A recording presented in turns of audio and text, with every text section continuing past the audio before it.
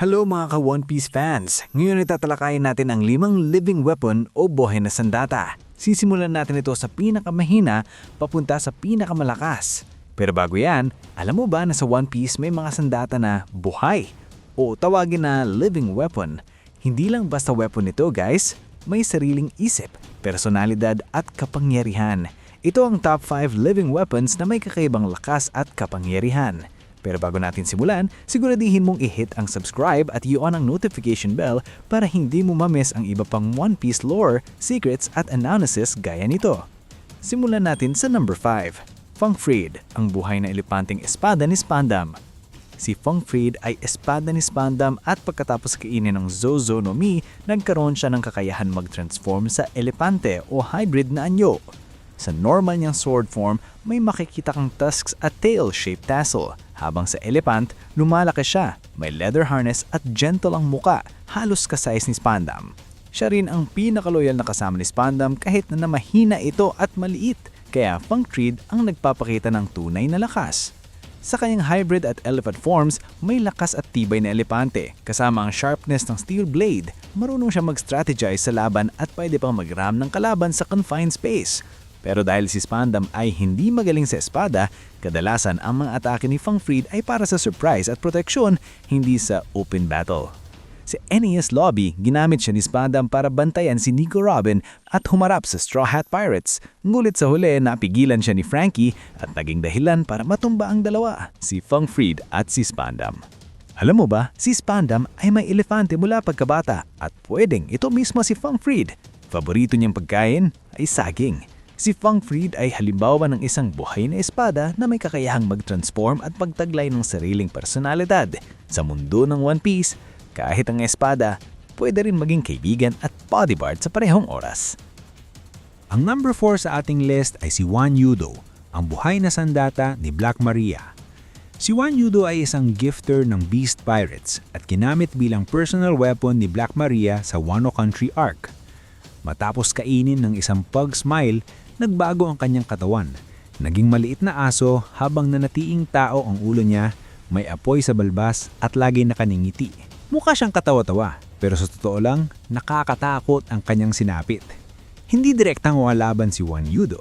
Ginagamit siya ni Black Maria bilang power source at ginawang personal na sandata. Mayroon itong aso sa loob ng hamster wheel at tuloy-tuloy ang kanyang pagtakbo kapag siya ay ginamit na ni Black Maria.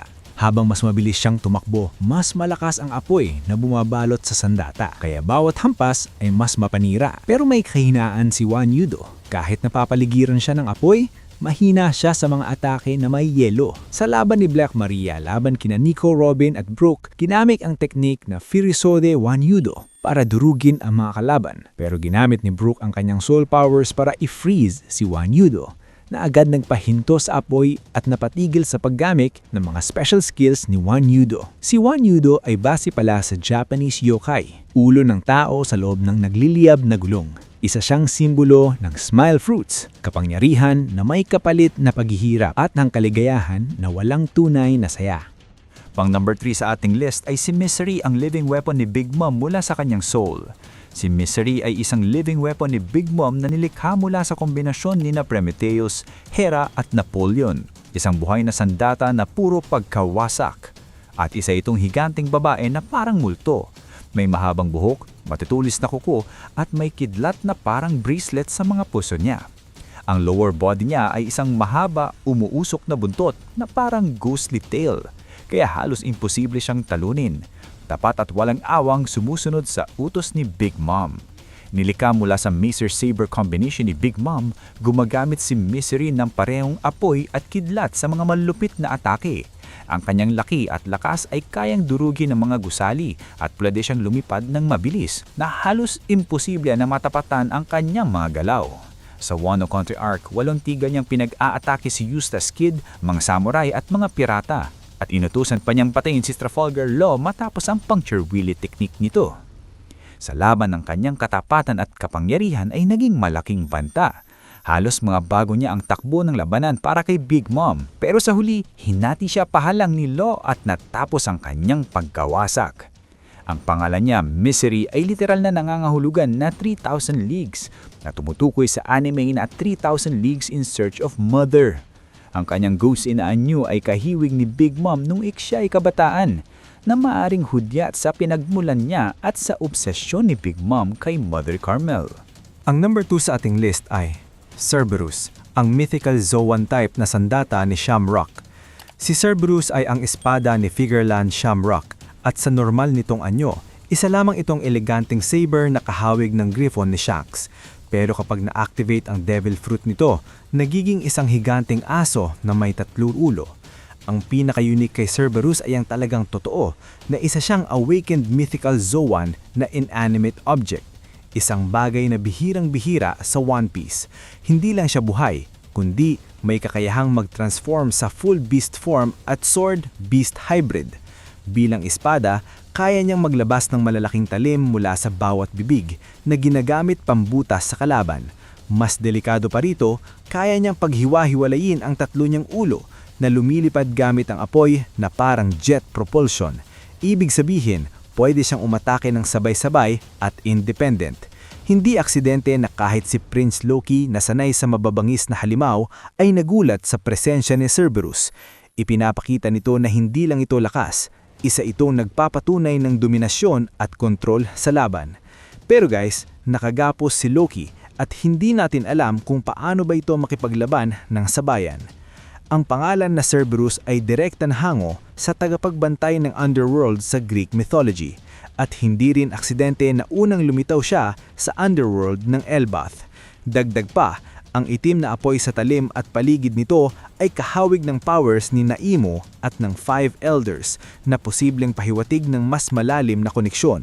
Sa puntong ito, malinaw na si Cerberus ay hindi lang sandata, isa siyang tagapagbantay ng Marijoa. At ang number 1 sa ating list ay sigurado akong alam na ninyo ito at alam kong meron sa inyo na favorite character sa One Piece ang nag-wield sa weapon na ito. Ito ang Ragnir, ang buhay na sandata ni Loki. Si Ragnir ay isang giant warhammer na kumain ng Zoan-type Devil Fruit, dahilan para magkaroon siya ng sariling isip at kakayahang mag-transform bilang isang higanting squirrel.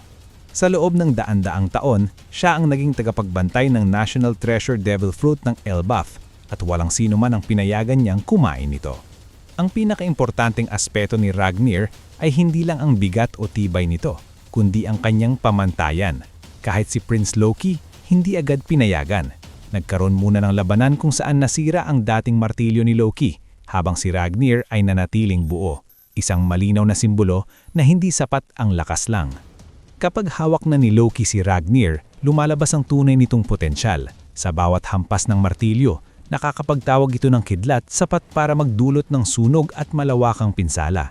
Isang napakalaking banta, lalo na sa world government.